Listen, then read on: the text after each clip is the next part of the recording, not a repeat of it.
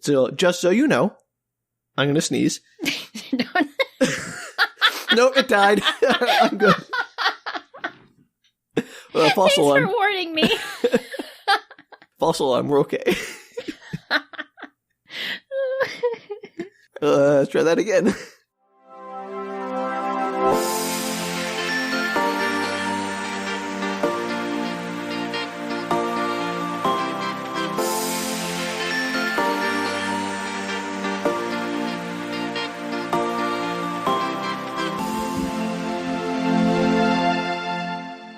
Hey everybody, and welcome to Book Retorts. I'm Danielle. I'm Sam. And this is the podcast where one of us finds a strange piece of media and shares it with the other person who has no experience or knowledge of it. So, in honor of Shark Week, which is next week, we are doing a little run of shark movies, and I get to go first. I have the honor of going first. And what an honor it is. It's such an honor. And I did a lesser-known shark film, but still really, really good. I highly recommend this movie to everybody. What movie, Danielle? This movie is called Bait, or Bait 3D, but generally known as Bait. Wait. This was a 3D movie? I will get into that, actually. Uh-oh. Details.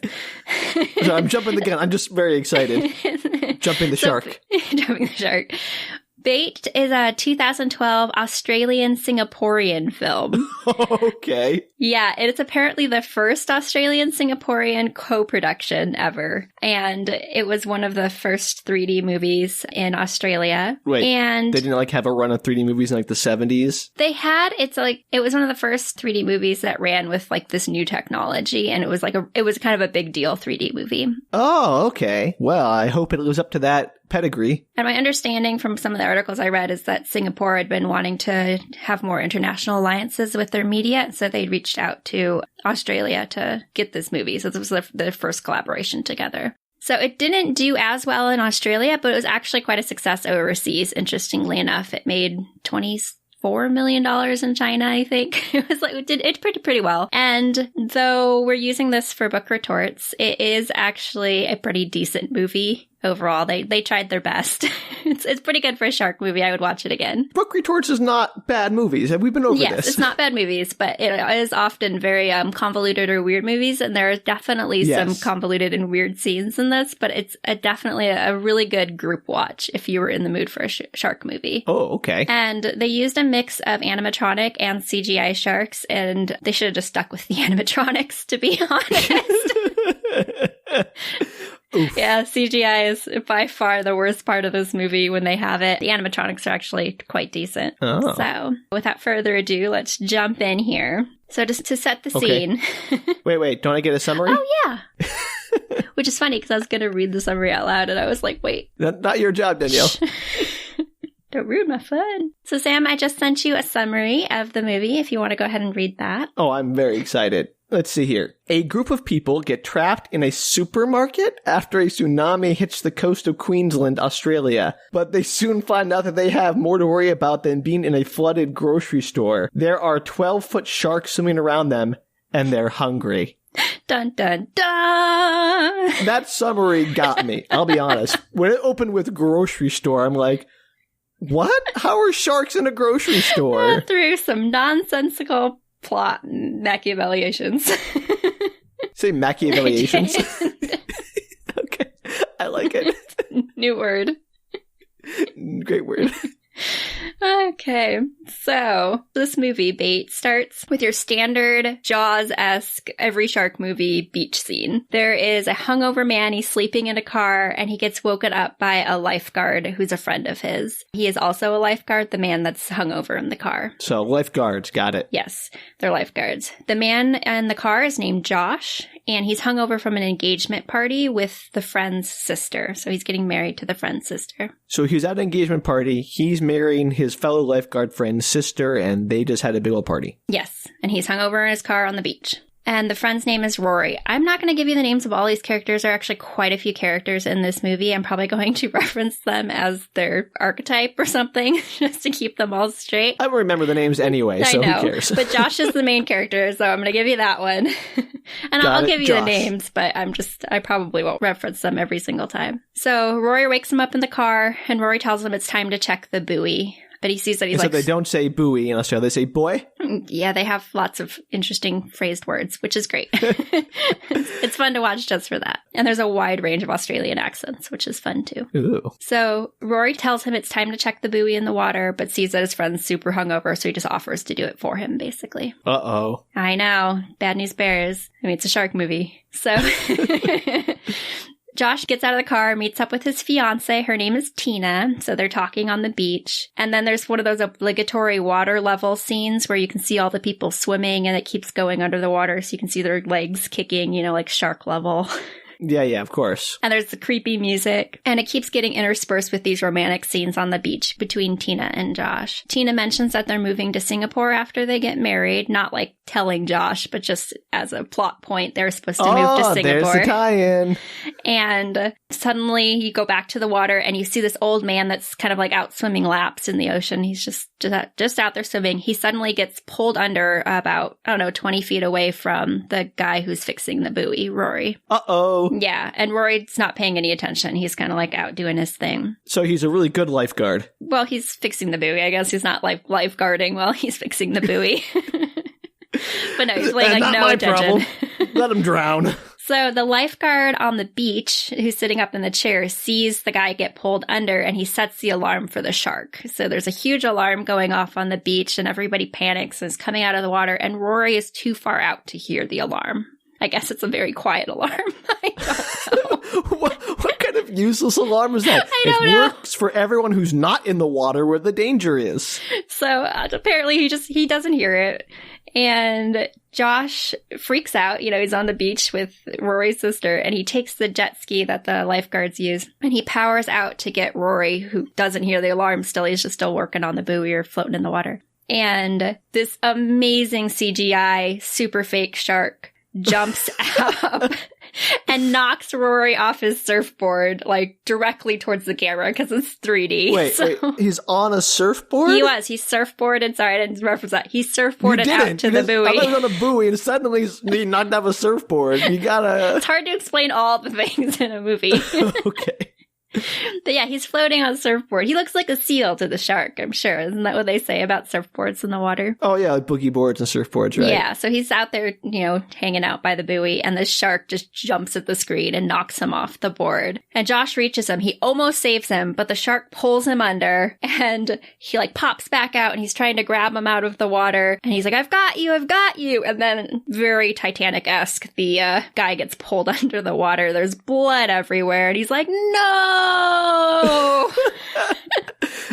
Oh, that sounds really great. That sounds amazing. They're actually almost the entire cast of quite good actors. It's just that some of the drama is a little over the top. And that's the best. Yeah, there's this fabulous scene because the gore in this movie, it's very Scream-esque in that there's just these really gory, almost funny scenes when stuff happens. And they show a shot of Rory floating away under the water with his legs bitten off and all this blood drifting around him.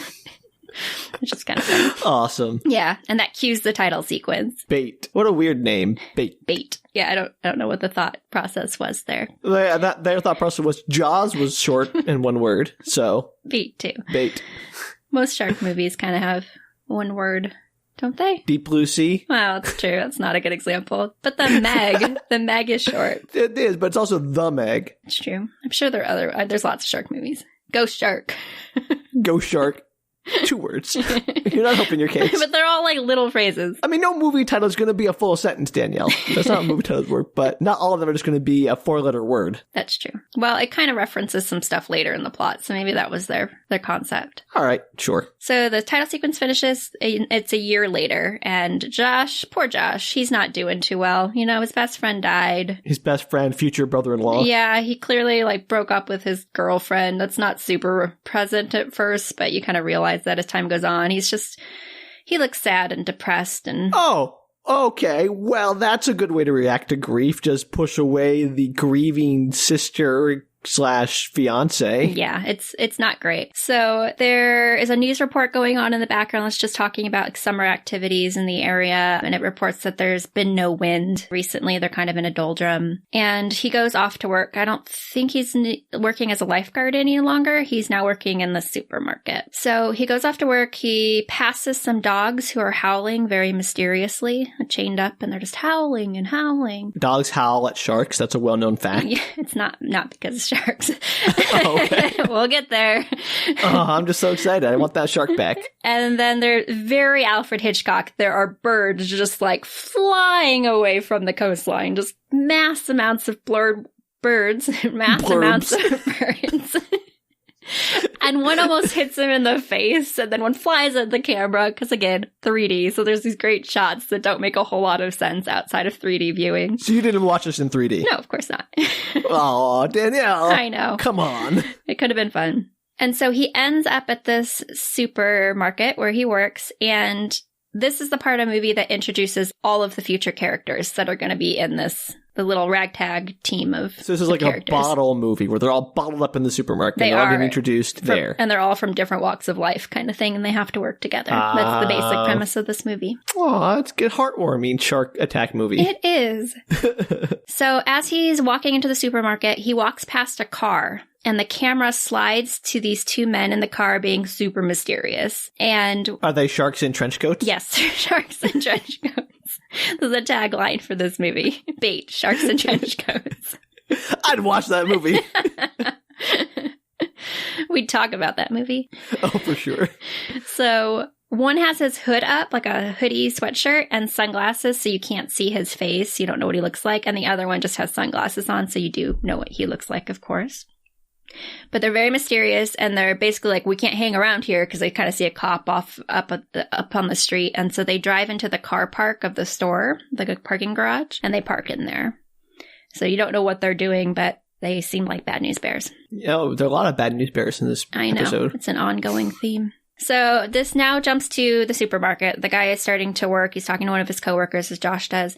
And there's a girl in the store who is shoplifting, and she is shoplifting terribly. Like, she's just picking stuff up. Like, she's looking around her, but she's not actually looking around her, because there's a security guard at the end of every aisle that she is shoplifting from. He's following her, and she never seems to notice that he's there.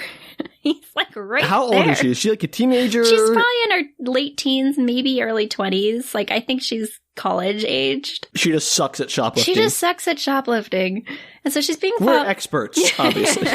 So she's being followed by the security guard around the store. And then the next character introduction is this boyfriend-girlfriend couple that pull into the parking garage. And they're basically, I'm not going to give you their names. It doesn't matter. I don't care. But it's basically kind of like a surfer dude and then a high-maintenance girlfriend as kind of the couple there. Odd couple. Yeah.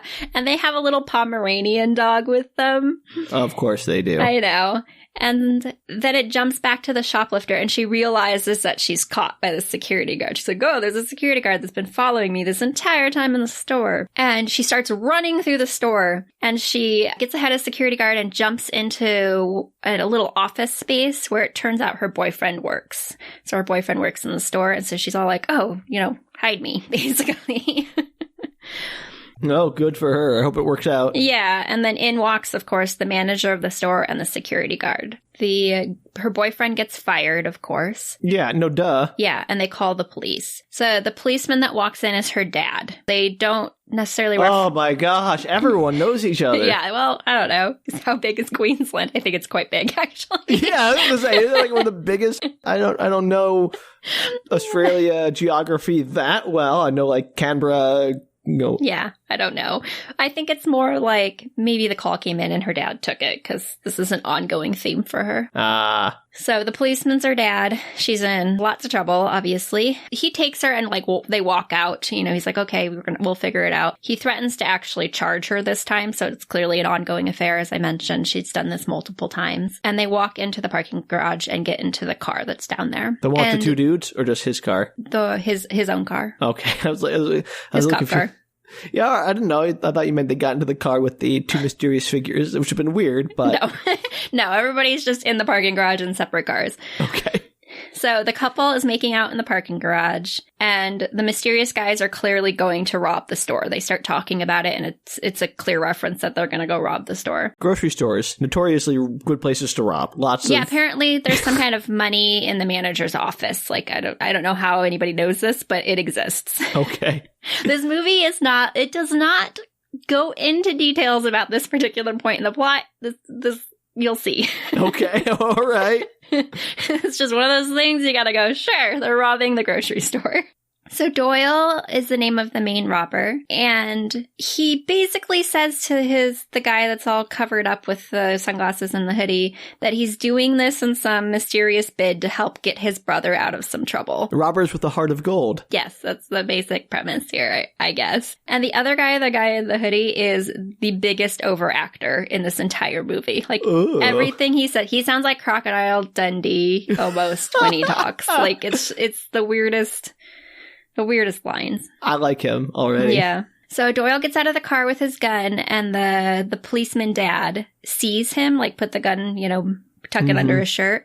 And so he follows him back in secretly to the store. And he pulls his own guns out of the car, like his cop guns out of the car, and follows him into the store. His cop guns. I was just saying that he had guns in his car because he was a cop, essentially. Okay. I figured. Yeah. He weirdly doesn't say anything to his daughter. He just, like, gets the guns out of his car and walks off. And she's just, like, sitting there going, what? And she doesn't even look at him. Like, there's no shot of her whatsoever. It's like they cut something out of the film.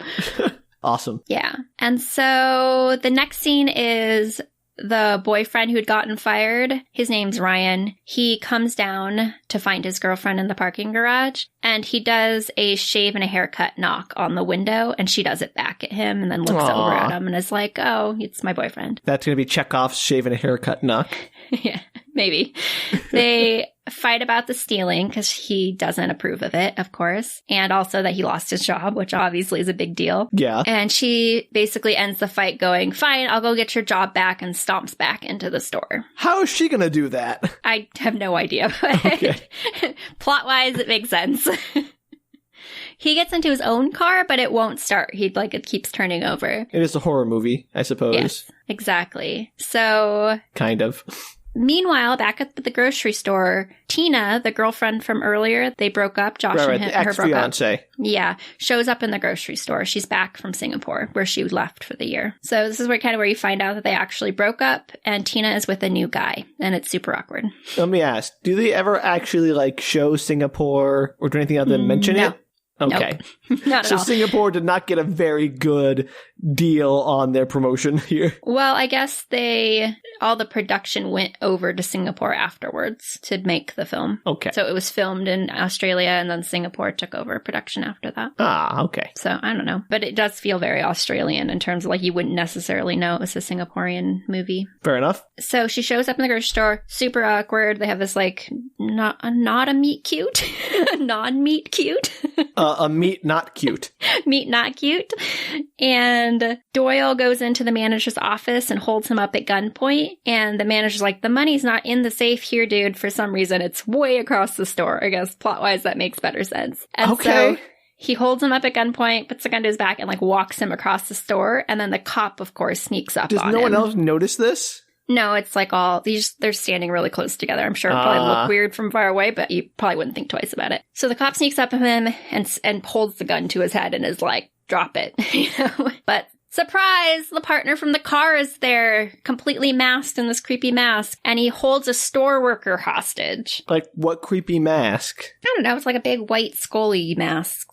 White skull mask. Okay, I didn't know if it was like a ski mask with a white skull on it or something. I didn't know if it was like a rubber Halloween mask. Or... No, that also would have worked, but it's just a pullover mask, but it looks kind of creepy. So he takes a store worker hostage, and a scuffle basically ensues, and he accidentally kills a worker, or I don't know if he kills a worker. The hostage that he had flees, and he takes up Tina instead. Uh-oh. I know. Drama. And Doyle is basically objecting to this. He's like, dude, let the hostages go. We're just trying to rob the store. I didn't want him to murder people. He's in it for his brother. That point. Someone's dead. Yeah, it's too late. So Josh is trying to stay calm. He's like, He's the lead, the guy who knows how to solve everything, apparently. He's the Daviote. He is. He's trying to step between the cop and the guy with the gun, which seems like a terrible idea. So he's trying to calm the situation down. Wait, why isn't the police officer presumably trained in hostage I mean, maybe not, but I imagine police officers have more training than store clerks in hostage situations. He does, but he also has his gun already to the other robber. Okay. So he has his gun to the robber, who has the gun to the store manager. So there's like basically two hostages, one on either side of the cop. Got it. So one of the robbers has Tina, and then the other one has the store manager. Okay. I mean, it made sense. I just still don't understand. I don't know anything about hostage negotiation, but some rando getting involved doesn't say it would help the situation regardless. No, but I think he just stepped in because it's Tina, obviously. Anyway, before anything can happen, the building suddenly starts to groan and shake. It's alive. It's alive! Yes, plot twist, the building's alive, it's Monster House. Oh man, that movie was mediocre. Don't add us, everybody. That was fine. I mean, when I was young, but... So, flashes to the beach, and you can see this giant wave forming, and everybody's running, except this one surfer dude who's like, yeah! And he runs towards the wave. He died, I'm sure. So, some random surfer dude outside runs towards the wave, and this giant wave is headed towards the town. Basically, yeah. And everybody's dead. Like, the casualties in this movie are just... They're very, very high. It is a catastrophic movie. It's a disaster movie. Like, everybody's dead. It seems like the tsunami would be more devastating than the sharks. Like, the sharks seem to be the lesser threat here than Mother Nature herself. That is absolutely true. And that's kind of part of the plot, too. This is basically a disaster movie, shark movie combined. A disaster shark movie. A shark disaster. So, a Sharknado, if you will. Yes, similar to a tsunami. So, like, shark... Nami. That was a better name than bait. That's what it should have been called. Yeah. And so you see the store being swept over by this huge wave. It gets all flooded. The parking garage is flooding. The actual storefront on the upper floor is flooding. And there's these gruesome death scenes, just like people dying one after the other. It's kind of great in these really creative ways. Oh, got like Final Destination. Yeah, it is. It's very like 90s horror movie in its death scenes, which I really enjoyed. All right. And being a big fan of 90s horror movies. So the tsunami is over, or at least done for now, and the store is flooded except for the top. It goes basically up to the shelving units. It's about 4 or 5 feet from the top of the large shelving units. And it's just like any other grocery store. It has the huge open air ceilings, that go a bazillion feet up in the air. And so basically... all of our main characters have survived, plus a couple of rando ones. And is this a multi-story building? I understand it. Well, the parking garage, I think, is probably beneath it. And then the first floor is the grocery store. And I don't think there's a second floor. At least they never show anything. Okay. So there's a bunch. There's at least 2 floors. Not a grocery store on ground level. I'm not sure it particularly matters. It is ground level. No, it's ground level. There's an entryway. Leave? I don't understand. Okay. So I'm getting there. Okay. So the tsunami, it's like tsunami literally just happened. Give it a minute, Sam. I'm sorry. I'm jumping ahead. My apologies. So the store is flooded, except it goes up to 4 or 5 feet up the shelving unit. So it's a very high flood. I mean, that's a good shelving units usually run pretty high. These were particularly high ones. Okay. Lots of water. Got it. Flood. Yes. And like I said, all our main characters have survived, plus a few random people. They're slowly appearing, popping out of the water, climbing up the shelving units. And I'm going to sum up who all is here, because I think this is a good time to do this so that you know. Sure. The people who survived are Josh and Tina, the main couple. Mm-hmm. Well, Tina's former couple. The former couple. Tina's new boyfriend, Steven, is there. The store manager survived. The robber, Doyle, survived. The policeman father, Jamie the shoplifter, some random man, the security guard survived, and the store worker who was held hostage survived. So Jamie's boyfriend did not survive. He was in the parking garage, and we haven't gotten to that yet. But this is in Okay. the main primary level of the store. Got it. Yeah. If I was Tina, I would avoid Josh. He sounds like bad luck. Yeah, I know. With sharks, you don't want to be around Josh. He's You're on cursed. Josh. Your brother dies from sharks. You see him again for the first time in a year. Giant tsunami. With sharks. Josh is someone you should just stay away from. I know. Josh has this long scratch on his arm and it's bleeding, of course. And the police... Uh-oh. I know. Blood in the water. And the policeman's injured as well. He has a big, metal thing stuck in his leg. The policeman sees that his daughter survived, and so he's helping her up the shelving unit. And they have this realization as a group that the car park is flooded because Jamie's like, oh, Ryan! And then oh, God, the car park. Because obviously if the main floor is flooded, then the parking garage must be really flooded. And so Jamie's convinced that Ryan is dead. It's very sad. Aw. I know. We hardly knew him. Literally. Barely knew anything about him. That doesn't change by the end of this movie. Okay. Great. So Josh sees Tina in the water, and because he was obviously panicking about where she was, and she's a bit shell-shocked. She's just floating around, not being useful. So he jumps. I'm serious. She's just sitting there. So he jumps in to go get her and help her onto the racks. And he notices that the masked robber is floating in the water because you see a body floating and it has the mask over its face. And he was the murderer. And as they're swimming, you see in the background some of the dead bodies that are floating start disappearing under the water, and the music turns a little creepy, but they don't notice that at all. Can I predict a twist that I don't think is going to happen, but should happen? Yes, absolutely. The dead floating robber, he swapped his mask to someone else and is trying to escape, That pretending would to be super great. I hope right? that happens.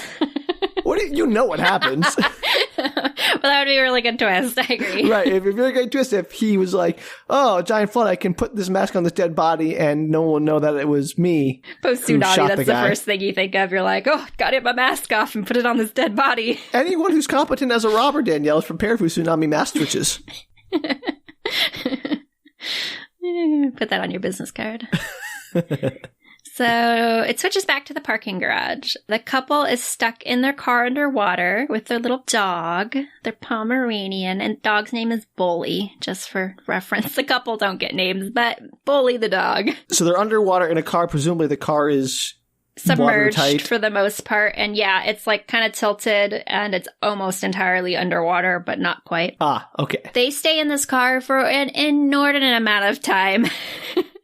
It's hard to open car doors when they're underwater. All that water pressure. You'll see. This is the stupidest reason to stay in a car. Okay. You'll see. So they keep hearing noises, and of course that's just part of the I'm sure there's lots of noises going on. The whole building collapsed, basically. Right. So Ryan is also there. So he survived, of course. He's in the car with them? He's in his own car. Remember, he tried to start it earlier, but it didn't start. So he breaks the glass of his own car because he's much smarter. He lets it flood, and then he swims out of the window. Right. And But he there are also- sharks, Danielle. Well, we don't know whether or not there's sharks in all of the levels of the store. I'm just saying, maybe the people in the car are smarter because shark can't eat cars. This shark thinks it can. Uh-oh. So he also keeps hearing noises. So he's very jumpy and something brushes against him and he freaks out. But he heads towards a half submerged door, like an exit to the building he's trying to get out. So he heads that direction. Uh-huh. And then it flashes back to the main level of the store. And they have several issues going on. There are no sharks yet. No sharks yet Yep. in the movie Bait, except for Correct. the first shark that ate the guy's future brother-in-law. Yes, the CGI shark, which I'll see if I can find a clip of that, because let me tell you. That sounds like something we should share. Amazing stuff. So back in the store, like I said, they have a lot of worries going on, none of them shark related. They know that they're trapped with the robber, and so there's a lot of tension, like whether or not they can trust this guy. The cop basically tells Ryan, who's kind of taken the lead with his lifeguard knowledge, I guess.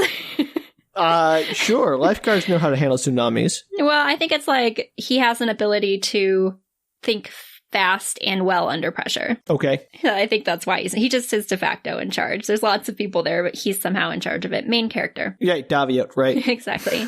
So The policeman tells him to keep an eye on the robber because he doesn't trust him. The water is still rising, which is an issue, and they have no idea what happened to the town. So they think that maybe people will come for them because obviously there must be people in the supermarket, but they aren't 100% confident that they're going to be rescued. Well, let me ask something. I don't know the answer to this question. Mm-hmm. I generally don't know how tsunamis work. I've never looked into it, but after the initial wave, does it keep rising? Yeah, so part of the issue, I guess, with tsunamis, according to this movie, which I actually believe, they're aftershocks and more waves. Interesting. Okay. I mean, that makes a lot of sense. Like, they're usually, like, earthquake related, I think, right? Yeah, I think they can be. I mean, I assume maybe that is how it happens, yes, because otherwise, why would you have a giant wave? Right, something like that. Okay. Well, learn something new every day. Thank you, Bait, for teaching me about tsunamis. I know. That was my big takeaway from this movie is how tsunamis work. So that is also on their minds because they mentioned that they know there's going to be more aftershocks and more waves. So they're on a timeline to get out of the building because they're afraid it's going to flood more and they're not going to be able to get out. Okay, that's cool. So the policeman can't swim because his leg is super bloody and all torn up and he can't move it very well. So Josh says he'll stay and they should go get help and a rescue team. So this is just a lot of stuff, obviously. Like, there's a lot of things going on. This is all the setup. This is all the plans being made. This could be its own movie, but yet somehow they decided that it needed sharks. So in an about face, Tina is suddenly over her shock. She's like super proactive, and she and her boyfriend Steven are like, we'll go check the front because they're going to see if the doors are able to be open. They don't know if the doors are all caved in or not. Right. They can't tell from where they are. And the robber is like, I'll go check the back. And the policeman is like, no. Nobody trusts you.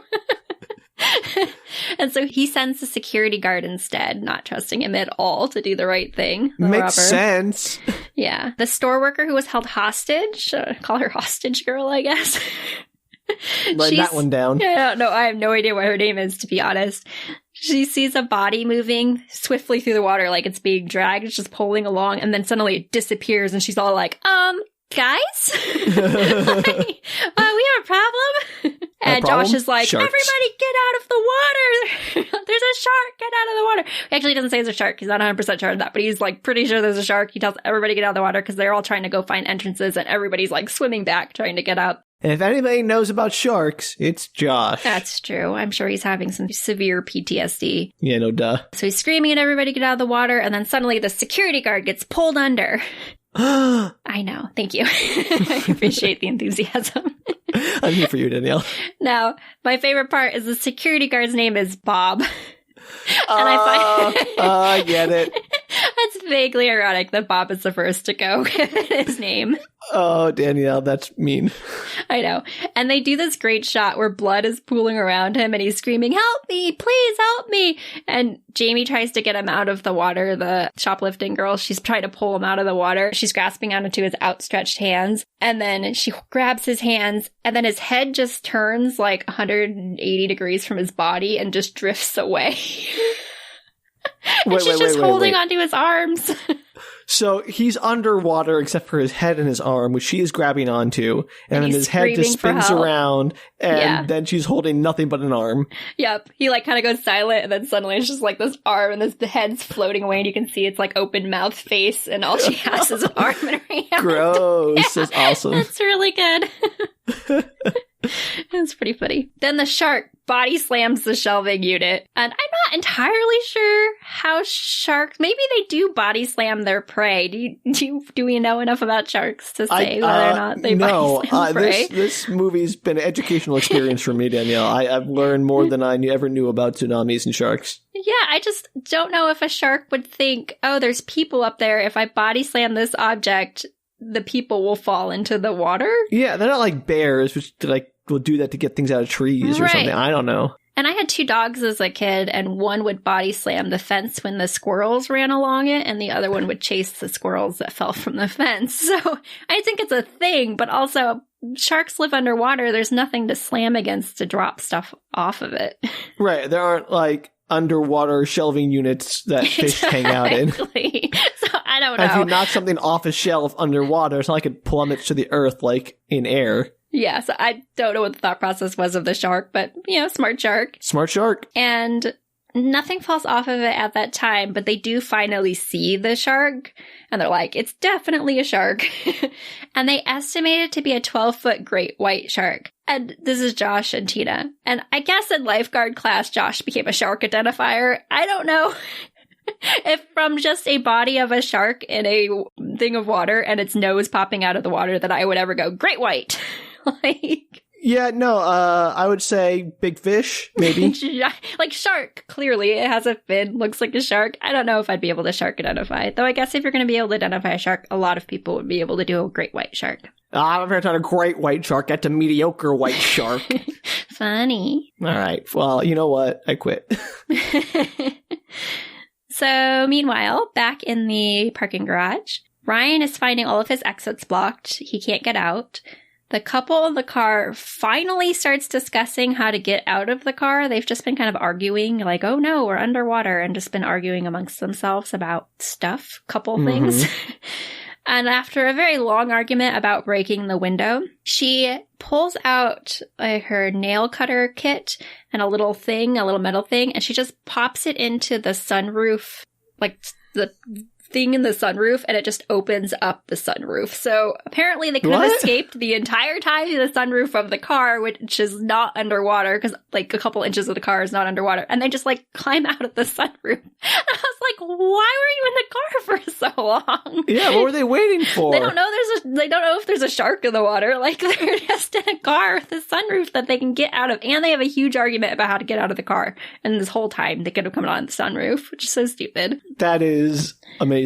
Yeah. Love it. And Ryan and the couple meet up and start talking about how to get out. But then the girl sees a shark. So there's apparently a shark in the parking garage, and there's a shark in the grocery store above. Who could have seen that coming? There are two sharks. It's twice as good as Jaws. And then the shark attacks the car because, sure. Cars look like seals, Danielle. That's why they attack. So after multiple attacks, they finally decide to try and get out of the car because the windows are starting to crack and the water's coming in and they're getting nervous, obviously. And Ryan tells them to stay there or the shark will be attracted to them, which the shark attacked the car when they were just sitting there talking. Maybe he means the shark will find them very alluring. Well, it will more so, but it was already there attacking the car. So Ryan... with some knife. I don't know where the knife came from. Maybe it was in the movie. Maybe he just pulls it out of a pocket and I missed Danielle, all Australians have knives. Yeah. He cuts off a dead dude's hand that's like, and swirls it in the water to attract the shark.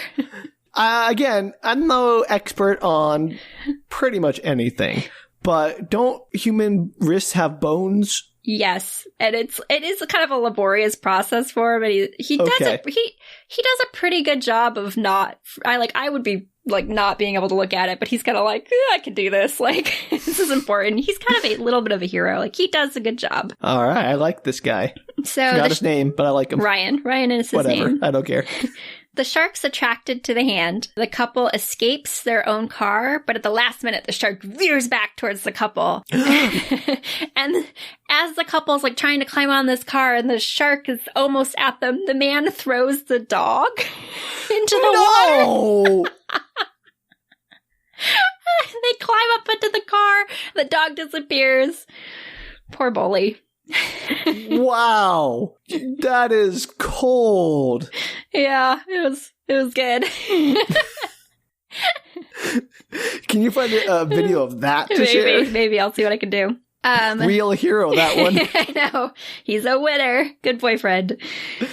So, this switches back to the grocery store, and tensions are running high, of course, because they now see the shark circling them. Basically, it's also trapped inside with them. And the guy who doesn't have a name says that the only reason shark circles is because they're trying to decide if they're food or not. And everybody's like, uh-oh, we're in trouble, which, duh.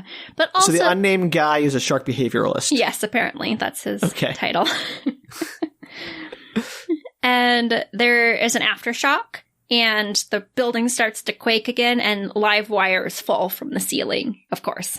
Oh, no! There's so many things in this movie that aren't shark-related. You're not They're dangerous.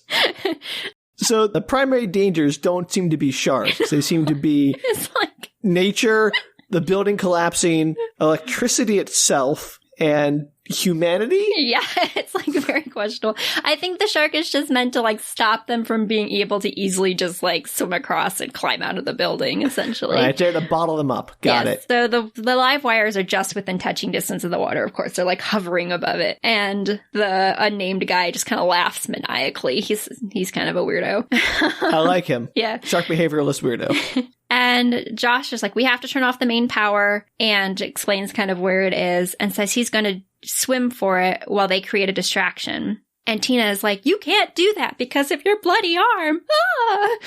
Of course, because the sharks have shown that they only attack people who are bloody and not, say, security guards. Yes, and apparently the shark's not appeased by the 12,000 bodies that are just floating around. Right, I don't know. Sharks don't just kill for fun, do they? I'm sure they prefer live prey over dead prey. I don't know. But I assume if it's hungry, it's going to eat the dead prey. I don't know why it would just keep going after live prey one after the other after the other. Also, this is the grocery store. There's got to be like a fish section. Yeah, I'm sure. It's like over there eating a can of tuna. or frozen fish or whatever they have on the display, crab or whatever. Yes. All right, fine. Just dismiss that idea out of hand. Yeah, it might be overeating it. Maybe that's what it's doing in its spare time as it's circling. It's like over there nipping at the crabs. Salad that it's going for, all right? It's like, that's my theory. God. I love God. Oh, Maine lobster. This time of year in Australia, I never. That's what's happening. That's why they don't see it 100% of the time. It's over there at the fish buffet. Sophisticated sharks need sophisticated fish. That was not easy to say. Good job. I panicked a little bit. Anyway. Back on the shelving units. Right, that thing. Not full of fish. Steven, Tina's boyfriend, has an idea. Uh-oh. You're gonna love this idea, Sam. I'm not. I'm really not.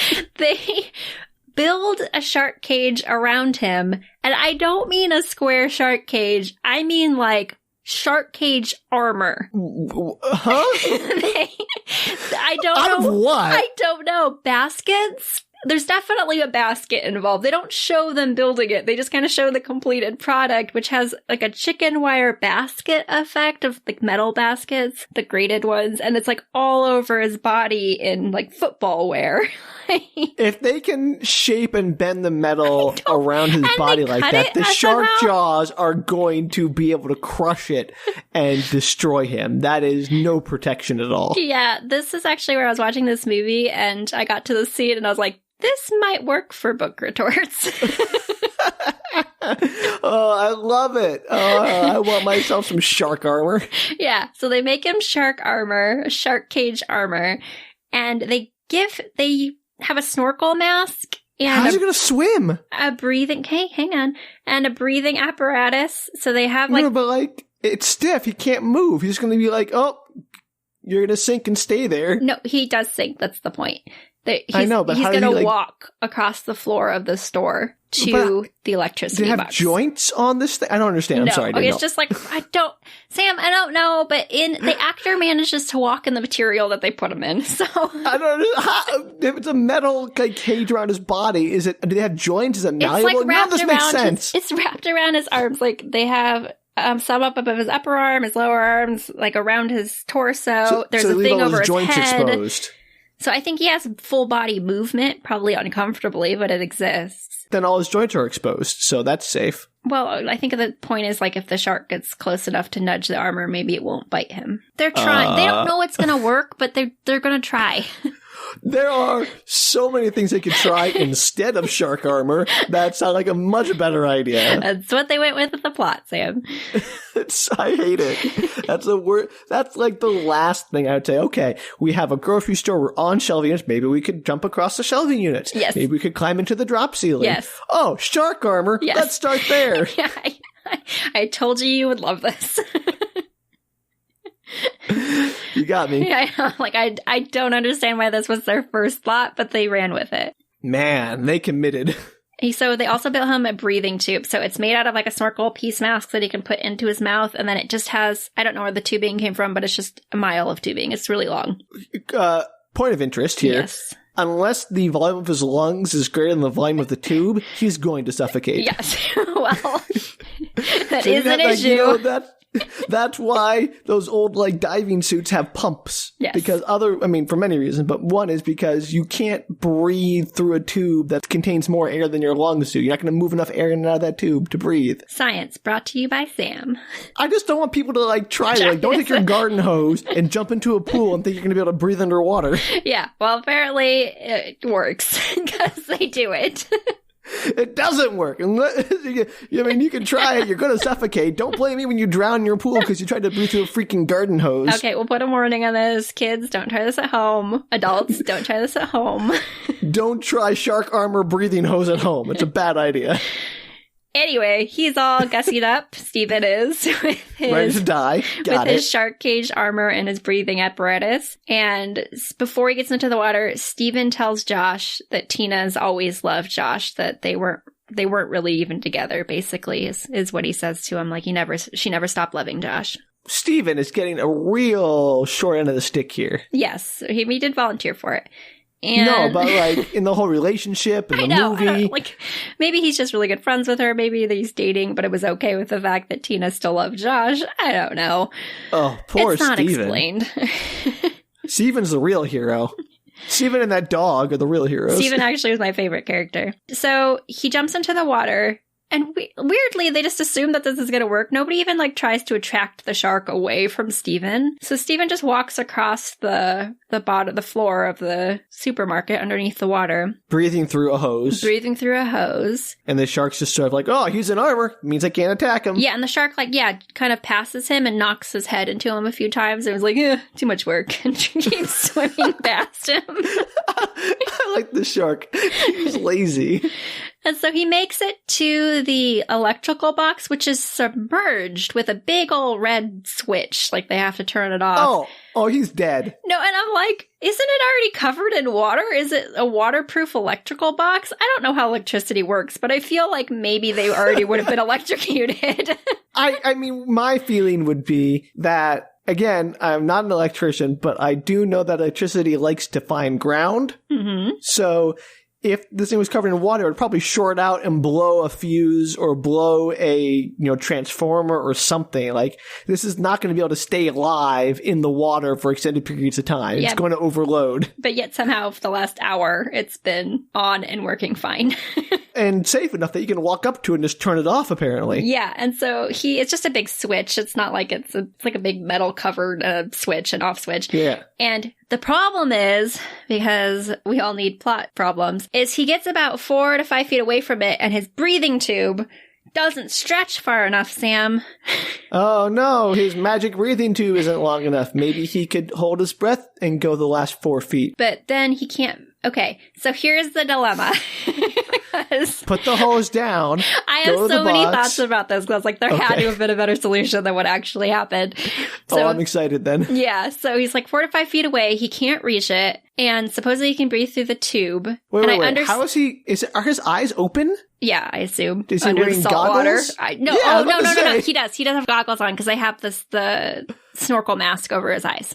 Okay, I was about to say, that is some bigger nonsense. Yeah, I guess they sold snorkel masks at the store and it was floated around and they grabbed it. I don't know. Again, they don't show the creation process. They just have all the items. Oh man, I want to see a movie of them just making that shark armor. No. And so his issue is that obviously if he takes out the breathing apparatus, he can't breathe. If he takes it out, he has to reach the top of the water again to breathe, but he's covered in metal bits, right? Mm-hmm. And so he's too heavy to reach the top of the water.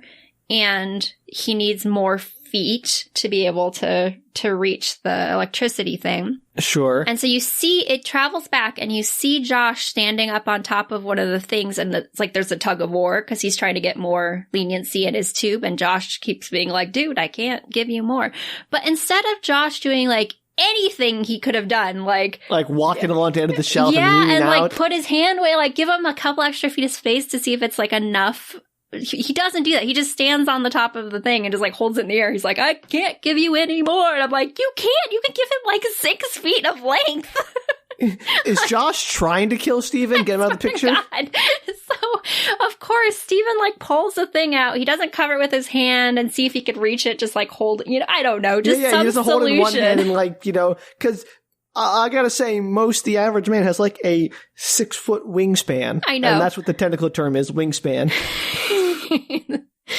Yeah, apparently his wingspan's not long enough and he didn't think it through and just can't figure out how to cover the end of the tube. Or I feel like there had to have been a solution other than what he did, which is pull the tube out of his mouth, walk the extra feet, turn off the power, so the power goes out and everybody's like, oh, he got to it. And then they start to pull the tubing back and it's not connected to anything. Why would you pull the tubing back? I don't know, Sam. I don't know. I was There's so like frustrated. a rope tied around his waist.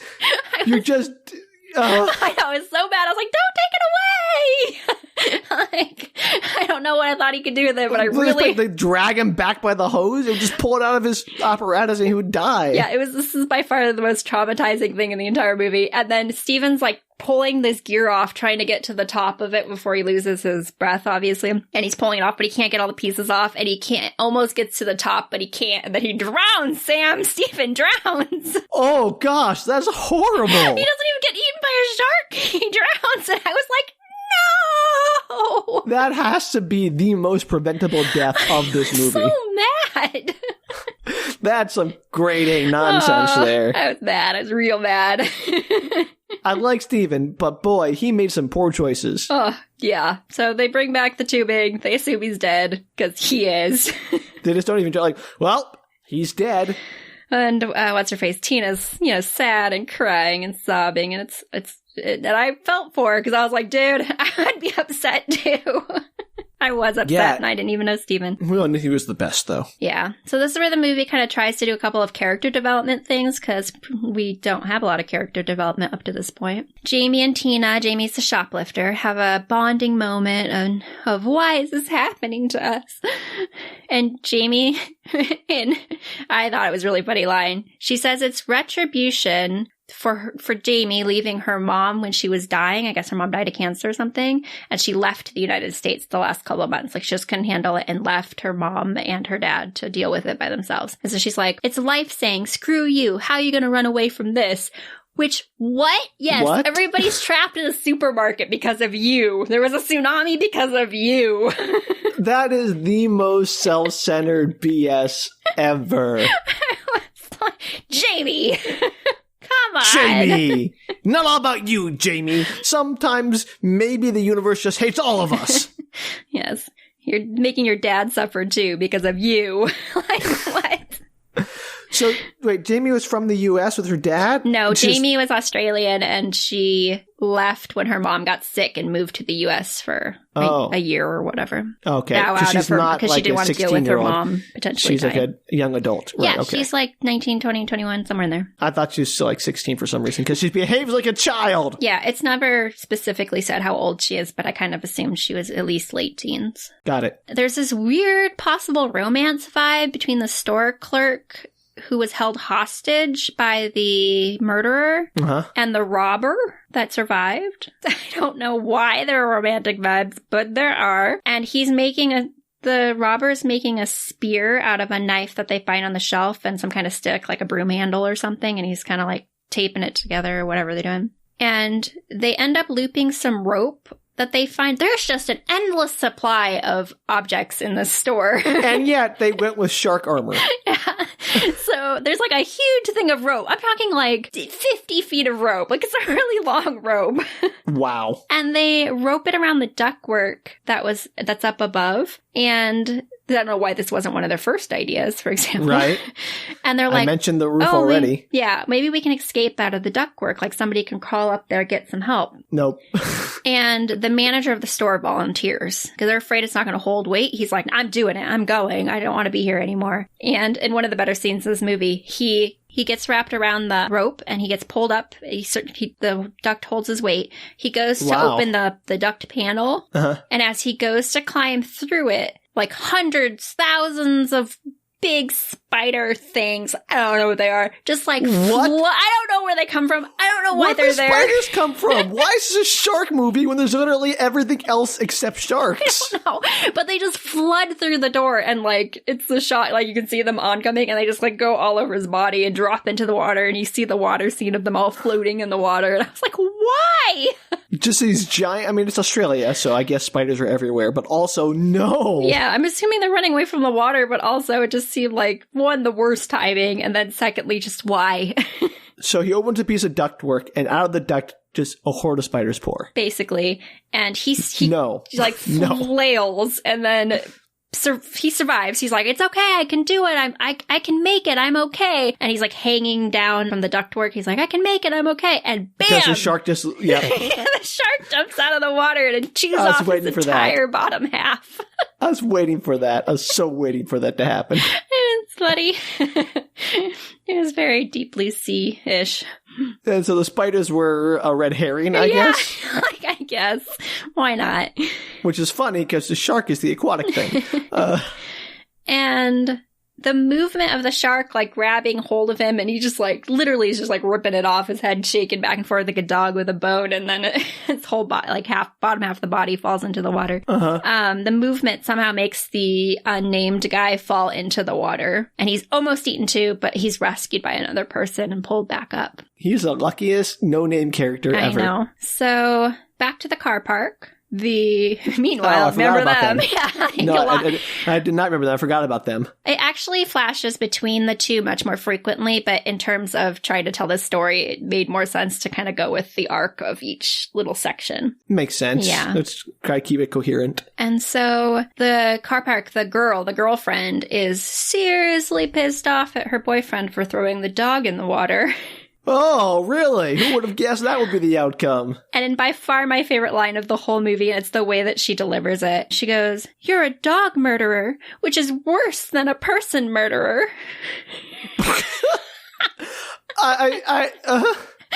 I'm not here to find the scale of bad murder. It's all bad, but I'm not sure I would buy that. Dog murdering's bad. I'm not trying to defend dog murderers. I want to put that out there right now. Dig your hole, Sam. Dig your hole.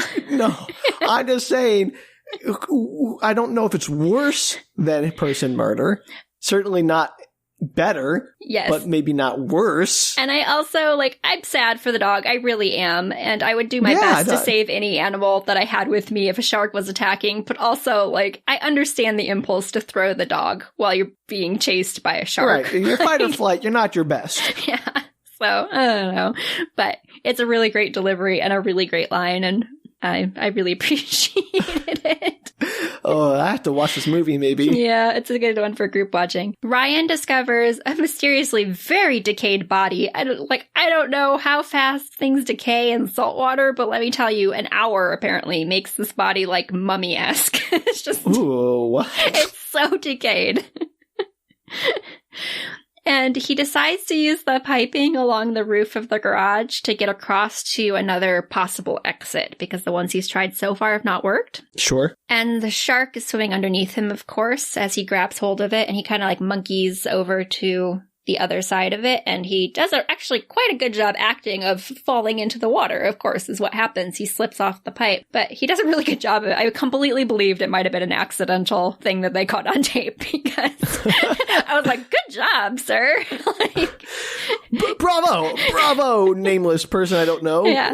Good job. He looked like he actually did fall off that bar. He barely makes it to the car with the couple, so they pull him back up to the top of the car where they're staked out, but the shark slams against the car trying to get him. There's that body slam again. The body slam again. And the guy who threw the dog into the water falls in, and the shark kills him. Right away. Dog karma. Dog karma. Dog karma, great. Yeah, his girlfriend seems vaguely underconcerned. I guess we know where her real love was. Yeah, apparently the dog. The dog. Switching back to the supermarket, Doyle, the robber, decides to be more proactive, and he's like, I'm not going to sit here and die. Let's trap the shark. We'll tie him to a shelving unit. Okay. And so your last contraption worked so well, geniuses. And so it pans across, and you see that there are meat hooks with slabs of meat hanging from the ceiling, like pork haunches or something. Are they in a freezer? What? No, and I love, this is one of my favorite parts. Like, maybe it's a salted thing or something that can actually hang from it, but they're also like, they're on top of shelving units, and those things are still at least like 8-9 feet above, like they're pretty high up. How is anybody supposed to get that? How do they get that when they're working in the store on a day-to-day basis? Can you go get the giant cherry picker to go get the meat hook thing for me? I have a barbecue, please. When they panned over to it, I was like, how does that work? Like, I was very confused. They have a really long pole or something with a hook on the end. Yeah, maybe. No idea, but it seemed just very oddly placed. And so somebody has to swim over and get the hook. They have like the rope, of course, and their plan is basically to go fishing for sharks, like to tie the hook and the meat onto to the rope. And the policeman says that he'll do it. I don't know his logic, but I think it's something along the lines of like, I'm already injured, so if I get left behind or the shark gets me, like, it's not as big a deal. Like, you guys are the people who have to actually do all the work. I don't know. Like, it's a very confusing scene. I'm like, why? But the policeman's like, I'll do it. And then his daughter, Jamie, gets really upset about the idea. And she's like, no, Dad, you can't. You know, somebody else should do it. And so she just jumps into the water, just does it, and she starts like swimming across towards the hooks, and she narrowly avoids the shark, and then she ends up picking up a meat cleaver that's like sitting on one of the counter tables, and she's like whacks it in the nose over and over again. This is the most convenient grocery store I've ever heard of. I know. And I do think you're actually supposed to hit sharks in the nose, so I guess that it works. The shark goes away. Yeah, I mean, with a cleaver, I think hitting anything with a cleaver would generally encourage them to leave. Yeah, it's a pretty great scene. And they use the animatronic shark in that, of course. And so it's it looks fairly realistic that she's like beating up a shark with a meat cleaver, which how often do you see that in movies? Not often enough, that's how. It should be in all the movies. Every movie. Name a movie. Schindler's List, more shark beatings. When Harry Met Sally. Gotta beat some sharks. Rosebud was a shark. That would have been a better movie. Let's be honest. Oh, jeez. He's like, my last regret is a shark I punched in the nose with a meat cleaver. That'd be so good. I'd watch that. Oh. So she gets the hook. She manages to get it. She puts the pig leg on it. She like grabs hold of it, and they pull her back across as fast as they can, and they kind of try to track the shark in another spot. She makes it back across. Oh, the titular bait. And then more character development. The robber, just casually, while he's putting everything together, is like, hey, Josh, you should go get your girl. You clearly have a history with her. Like, go do it, man. Thank you, couples counselor robber person. So funny. Doyle, man. Doyle. What Doyle a guy. the robber. A hero. So Josh and Tina have a moment where Josh admits that he was supposed to set the buoy that day, and he just always held it against himself that Rory had done it for him that day and ended up dying. Well, was he going to die instead? I mean, what was his plan just think he'd survivor guilt. And he apologizes to her for Rory and also just letting everything in their relationship get destroyed after that. And at least he could do that. Tina, who's clearly had more therapy than him, says basically, like, I never needed an apology from you. It's not your fault. You just needed to forgive yourself and let me in. And if you'd, like, done that, we wouldn't be where we were today. So good on you, Tina. Yeah. Now they decide to fish for sharks. Are sharks fish? Fish, yes. But I don't think you fish for fish. I mean, it's fine fishing for sharks. Sharking I'm just for curious. Sharks. Like, I actually had this thought because I knew we were doing Shark Week. And I was like, if I call sharks fish, are people going to get mad at me on the internet because they're not really fish technically? Like there's some other genus? I don't know. You could Google it and find out. If only we had a device that told you everything you ever wanted to know, Sam. Yeah, but Danielle, you could just be wrong on the internet and then people will tell you for you. That's true. Why bother looking it up when people will just tell you? Yeah, if you're wrong on the internet, it's the fast way to get information. That's actually true. Yeah. So they drop the, I assume it's a pig, but it could be something else. They drop the pig haunch into the water, and the shark ignores it. It's just like, nah, I'm good. What?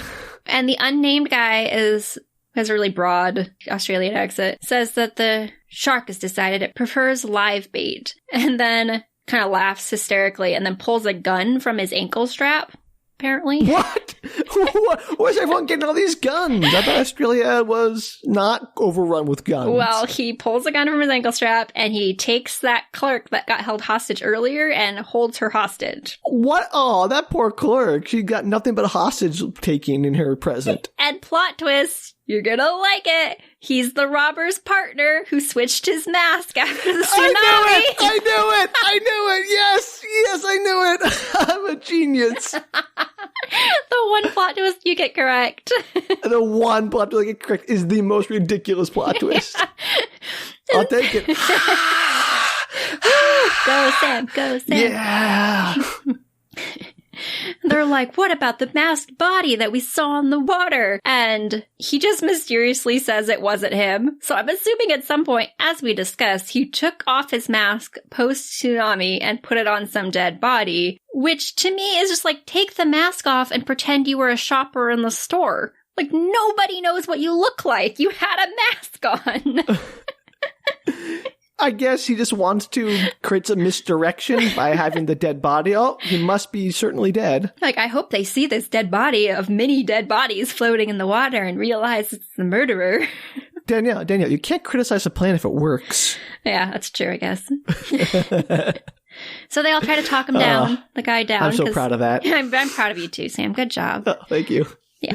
So they try to talk the guy down from his hostage situation, and instead he just hooks the hook to the back of her shirt or her bra strap or something and pushes her into the water. Oh gosh, that's terrible. Yeah. So while his back is turned, because he turns to push her, the other robber takes his spear that he made and stabs him through the chest. Wait a minute. Okay, there's a problem with this. Doesn't the other robber know who he is? Apparently not, because earlier, remember I said they were in the car and he had the hoodie pulled up and the sunglasses? Or if he did know, he wasn't saying anything to everybody. Maybe he was hoping that it would just not be an issue. Okay, because that's my thought, is there's no way he's in cahoots with this guy and has no idea what he looks like. Yeah, there was one scene earlier where the guy kind of said something slightly mysterious towards him, well, you would know that, wouldn't you? They had a connection, they had a history, and the guy kind of looks at him with narrowed eyes, and I didn't know if that meant I know who you are, or that's a weird thing for you to say, stranger. But he has the same voice. It's the Crocodile Dundee voice the entire time. So yeah, no, this would not be someone that you couldn't identify if you knew them even moderately well. Yeah, so I'm assuming he probably knew, but just didn't say anything because he didn't want to make everybody freaked out. And if the guy didn't do anything, then what did it matter, you know? What do you mean? He shot somebody. But I was just saying up to that point, the guy hadn't done anything other than act a little maniacal. So maybe he was just hoping it would pass by unnoticed. Best guess. That's your guess. Yeah. All right. So they try to talk him down from his hostage situation. Gets stabbed. He gets stabbed by the spear, and then the girl that was in the water gets pulled back out by everybody. Doyle takes the hook off of her shirt and stabs it into the bad guy. And who's still alive, still alive because he just got stabbed with a spear, but he hasn't died. I don't know if he hit any major organs, but he's bleeding profusely. Oh, how convenient. He stabs it into his chest and hooks him and pushes him into the water. And of course, the shark immediately attacks this guy. And he's like, this is very Lord of the Flies. They turn on each other and are like, well, yeah, let's use a human being as live bait right away. Mostly they just have no the one compunction. guy. It's still, I mean, they have no moment of, are we better than this? Are we better than just arbitrarily using a human as bait? Could we not say, take the pig's leg and dip it in his blood? Or, I don't know, try more pig? Something? I think it's more everybody's really aghast that this happened, and it happens pretty fast. He basically stabs him, hooks him, and pushes him, and everybody's like, ah! And it's too late. The guy's in the water. I mean, once he's in the water, it's too late. All right. It's not a drawn out scene. Okay. I thought it was more like oh yeah, hook him, everyone hook him, put him in the water. Tribunal. You're like, yep, there goes. Shark eats the unnamed robber, and it's a visual puppetry display for the ages. Highly recommend watching it. The hook is now attached to the shark's mouth, and it swims off. It's stuck to the rope, stuck to the hook. I guess it can't just break the rope. It must be very strong rope for a 12-foot shark. Sure. And it flashes back to the parking garage. So they've now assumed Oh, that... yeah. I keep forgetting about those I know, people. it's hard to remember. It's kind of like a secondary plot line, but it does have fairly equal time in terms of what's going on. They assume nobody's coming to get them, which, duh. I guess it was still a thought. And then right as they're discussing it, this is the girlfriend and Ryan, because the other boyfriend's dead. And like I said, she seems not broken up about it. Just as they're chatting about what they're going to do, the dog floats by and it's alive.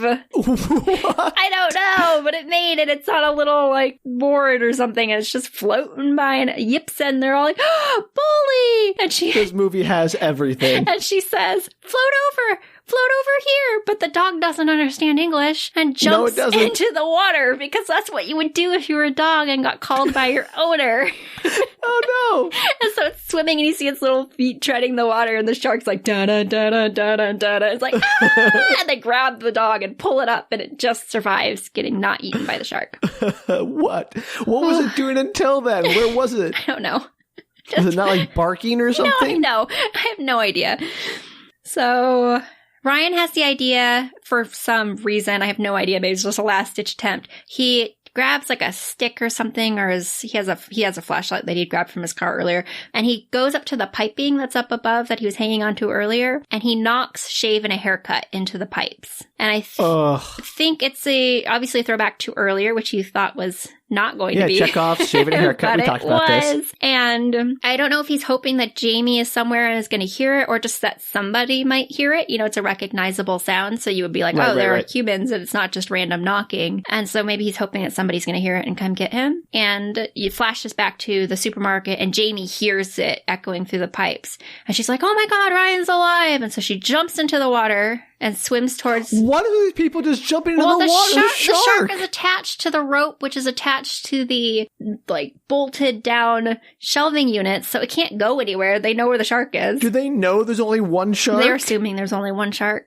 Yeah, that's how people get eaten by sharks. Twist, there's 2 sharks up above. There are 2 sharks. There's at least one in the parking garage. There's like an unlimited supply of sharks in the supermarket. Danielle, we've already seen another shark in the parking garage. There are more than one shark in the world. There is actually a movie where they kill the shark, and then it turns out there's another shark. I watched it recently. It was pretty funny. Anyway, so... Was this Ghost Shark? No. Though I should watch that. I don't want to tell people because it's a spoiler, and it's not a spoiler that we're doing for this show. Fair enough. So she obviously thinks Ryan is alive, jumps in the water, she starts swimming away. She's not afraid of the shark because they know the shark's tied up. That's why she feels safe to do that. But the policeman... She's wrong. Yeah, the policeman father looks at Josh as like, follow her, please keep her safe. And so Josh... Yes, you can protect her against sharks if you've done so well at that in the past. So far, so good. And so Josh starts to swim after her. Tina stops him and kisses him farewell, and obviously they've made up or whatever. Stephen, my boyfriend who just was brutally murdered, drowned to death. I'm over that. Yep, that's exactly what happens. Shh, Tina, man, cold. Rest in peace, Ice Stephen. cold. Yeah, right. Stephen's a real hero. Stephen and the dog. Oh, poor Stephen. So they get into the parking garage, like they swim through and they get through the doors, the whole thing. They get into the parking garage, and literally as soon as they swim through, Ryan and the girlfriend are like, there's a shark! Get out of the water! Which... that isn't a dangerous thing to invite your girlfriend or strangers into, frankly. Like, hey, let me attract attention so someone will come here, and then we'll warn them when they get here about the shark. crazy. And so they're like, oh God, shark. So they get out of the water as quickly as they can. They make it to safety. And luckily, it's on top of Jamie's dad's car, the policeman's car. With all the guns. So she immediately remembers, she's like, oh my God, this is my dad's car. There are guns in there. Let's get them. And so she attracts the shark, makes a ton of noise over on the side, and Josh dives down and he gets a pump action shotgun and a taser out of the car and pulls them out. Taser, okay. Interesting choice. That's just what was in the box, I think. And so he puts him on top of the car, climbs up, and he survives, obviously not getting eaten by a shark. And then it's a great scene, Sam. It's really real. It's really, really good. So he does... the one coming up or the one he just did? The one that he's about to do. Okay. So he pumps the shotgun. I think he takes a shot at the shark, doesn't get him or something. And then he action movie star side dives into the water. Like, he doesn't just jump in the water. He almost slow motion side dives into the water. And he swims under the shark that's coming at him. He swims under the shark and he shoots the gun through its head. Wow. And the whole like head kind of explodes. Because I guess shooting from the car wasn't going to work. He had to go in the water. There are guns in water. All right. They'll fire underwater. They will fire underwater, but the bullets don't always travel at the, like... He literally held it under the shark's chin. Okay. Like, it is under the shark's chin. It's right there. This movie clearly is perfectly scientifically accurate. Yeah, they have obviously. the man breathing through a magic hose. It's great. So, meanwhile, the shark upstairs is trying to get free, and they all make it to the exit area, thankfully. But to see if they can try and get out, I think it's like maybe the front entrance, but it's blocked. Like, it's completely... everything, all the building sides and stuff had fallen down on it. And so while this is happening, the crew from the parking garage make it back up to the top. So now they're all together in the upstairs area in the grocery store. And they then decide there's like a car that kind of plowed into the building during the tsunami. So it's one of the things blocking the entrance. And they decide to hotwire or something. What? I don't know. They open up the trunk of the car, and the robber Doyle, they're like, what are you going to do with that? Because they're looking at like the engine and everything. He's like, I'm going to blow us the way out of here. I don't know. They like attach it to the electrical box that's up there or something. So they rig the car to explode? Yeah, like rig the car to some kind of electrical outlet to create an explosion, basically. Yes, that's what their plan is. And they do not explain it. I don't know how it works or if it actually can get done, but that's what he's going to do. This movie takes liberties. And right as he's like figuring this out, there's another aftershock. And everything shakes and starts to fall down on top of them, and the screws holding the shelving unit with the shark start to come loose from the floor. Uh-oh. I know, and the shark unhooks itself, and Josh, of course, immediately notices the shark is free, and he's like, get out of the water! And so everybody's... the third time he's yelled that. I know, he's done a lot. Everybody's like climbing out of the water, trying their best to get out. Doyle's trying to set the charges or whatever the heck he's doing. I don't know. Attaching the car to the electrical unit, which is off, obviously. And Josh, again, action stars his way up a fallen piece of building. He like runs up this building, grabs hold of the pipework that's above him, and he's hanging upside down, like he hooks his legs and drops down so his head is towards the water. Uh-huh. And as the shark leaps from the water... he shoots it? He shoots the taser. At the shark's nose, because he tried the gun earlier, it didn't work. Sorry, I forgot that part. You didn't? What? Okay, back up. I'm sorry. Oh my gosh, you're ruining it. No. I think you're ruining it because, he used a shotgun. It worked just fine on the other shark. Okay, so the shark's coming. He pump actions it. He does it, and he goes to shoot the shark, and it jams. It doesn't work. Okay, the gun doesn't work. Yeah, so he throws the gun to the side, and then he runs up the building, grabs the pipes. He's hanging upside down. The shark leaps from the water, and he shoots the taser at the shark's nose, and it is a slow motion cinematic genius moment. Uh-oh. You can follow the little plugs of the taser as it shoots out, and it plants itself in the nose of the shark, and the shark waves its head back and forth dramatically in the air before Josh calls for Doyle he's like, blow it! There's a huge explosion! And the entryway is open, and the shark dies, and Josh falls from the pipework. How does the shark die? Because he was just, I don't know if the shark dies, but it definitely is out of order because it... got tased in the nose. Okay. Got tased in the nose. A taser doesn't kill a human, usually. They're not that they're safe, but they usually don't kill people. I don't know if it would kill a 12-foot shark. Lovely question, but he basically, throws the shark all off, and you kind of see it float away or whatever it's doing, and Josh falls into the water, and everybody freaks out, but then he pulls himself up towards the wreckage, towards the entryway, and they all step into the ruins of their flooded town. And Tina looks at Josh and says, what are we going to do now? Uh-oh. And Josh says, start over. The end. Think? What are we going to do now? I give up.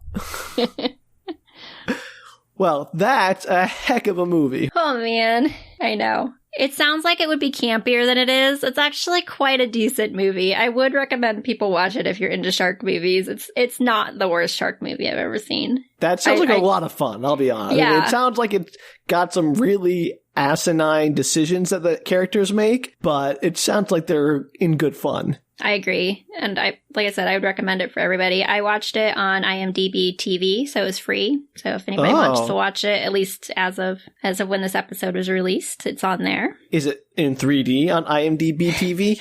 I don't know. I didn't put on my 3D glasses to see. Wow. Well, that's great. I'm really glad you shared that with me. I might have to watch that.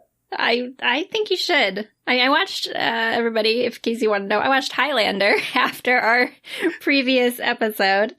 Oh, yeah? And it was great. It was worth it. It was absolutely worth it. It's amazing. So I do suggest that you watch it, Bait. I would watch Bait as a sort of post-Shark Week treat. And then I'm looking forward, I'm sure other people are looking forward to as well, at least I hope so. Maybe, we'll see. Your next week's episode, which is going to be a shark-themed movie as well, and it is debuting during Shark Week, which is even better. Well, we'll see. It's going to be hard to top this, I gotta be honest. I think you can do it. I have faith in you. Let's hope. So if you're wanting to find out what our next show is, you can definitely find us on social media at Twitter, Instagram, Facebook at Book Retorts. And you can listen to our episodes at bookretorts.com. Or send us a message or an email from there if you have any questions or maybe an answer to many of the questions we had in this episode. Yeah, if you've figured out how the shark cage shark armor works, like, we would love an explanation. Or if you know if electrical boxes underwater are really gonna electrocute everybody. Or if you've made shark armor, I would love to see that. Yes, if you've made shark armor, we want to see that. Please send that in. Oh man, I want to see that so bad. Yeah, bookretorts.com, everybody. Please send that in if you've made shark armor. Definitely. So until then, join us next week for more weird media. Bye. Take care, everybody.